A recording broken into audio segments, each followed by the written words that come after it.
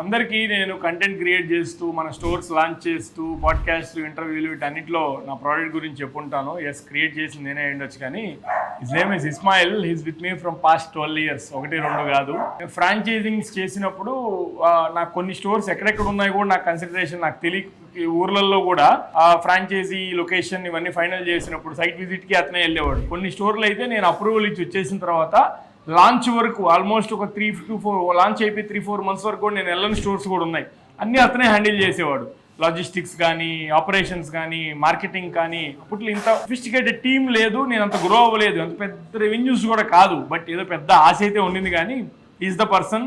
అతని మాటల్లో బ్రాండ్ గురించి కానీ ప్రోడక్ట్ గురించి కానీ ఏమంటాడో కూడా విన్నాం. నేను యాక్చువల్గా ఐస్బర్గ్ కంపెనీకి ఒక ఎంప్లాయీగా రాలేదు, ఒక చిన్న ఫ్యాబ్రికేటెడ్గా కంపెనీకి రావడం జరిగింది.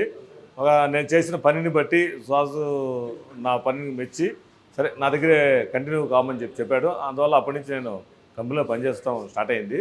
కానీ స్టార్టింగ్లో మనీ విషయాల్లో కానీ దేంట్లో కూడా చాలా ఇబ్బందులు ఎదుర్కోవాల్సి వచ్చింది. అప్పుడు ఇంత కంపెనీ ఇంత గ్రోత్ అయ్యి ఇంత ఉండేది కాదు అప్పట్లో. అప్పుడు లారీలో ప్రయాణాలు చేయడాలు కానీ రకరకాల ఇబ్బందులు, ఆటోలు కానీ అప్పుడు ఇప్పుడులాగా గూగుల్ మ్యాప్లు చూసుకొని పోయే పరిస్థితి లేదు. అందరినీ అడిగి కనుక్కొని కొత్త లొకేషన్స్ ఎత్తుకొని పోగలిగిన పరిస్థితి ఉండేది అప్పుడు. ఇప్పుడు ఏంటంటే గూగుల్ మ్యాప్స్ అంతా బాగా ఉన్న వాళ్ళు ఇప్పుడు కొద్దిగా ఫ్రీగా చేయగలుగుతున్నాం. ఇప్పుడు ఏంటంటే ఐస్బర్గ్ 2.0 వర్షన్ కింద ఆర్గానిక్ క్రీమరీ కింద తీసుకుంది. ఆర్గానిక్ క్రీమరీ హైదరాబాద్లో ఇప్పుడు 6th store ఈరోజు ఏస్నా నగర్లో లాంచ్ చేయడం జరిగింది.